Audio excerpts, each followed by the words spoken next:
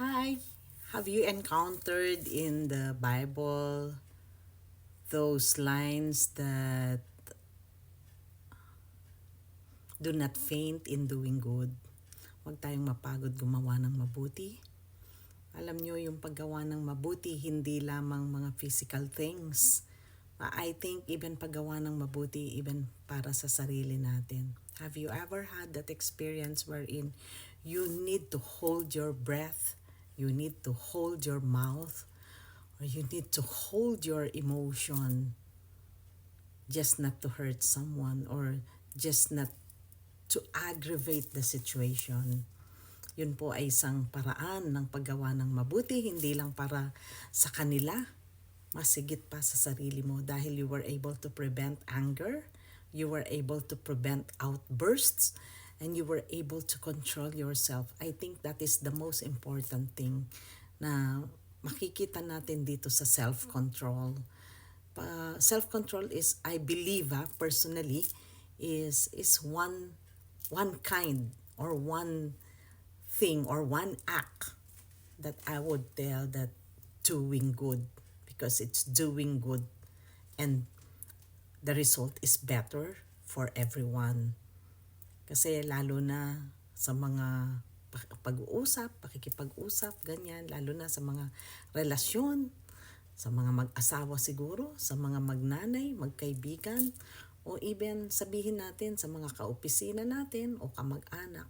When you start some discussion or some sabihin natin na discussion, sometimes it goes beyond what you have planned.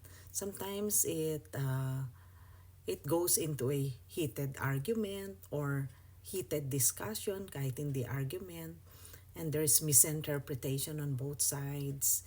So hindi kayo nag-a-align. Kaya ito yung sometimes problem kapag hindi kayo nakikita eye to eye. Kasi hindi niya nakikita yung emotion mo, hindi niya nakikita yung reaction mo.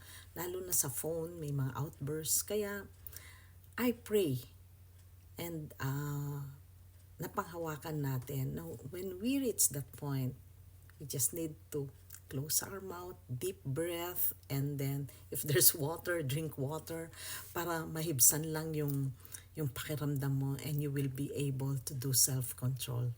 But pag hindi na talaga nung mga physical na ginawa mo, let's go spiritually.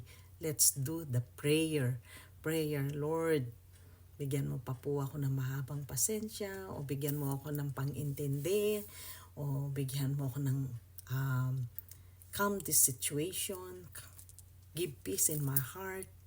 Yun po ang gawin nating prayer para wala ng extension yung mga heated arguments o mga gulo. Wala nang pwedeng mangyari pang gulo.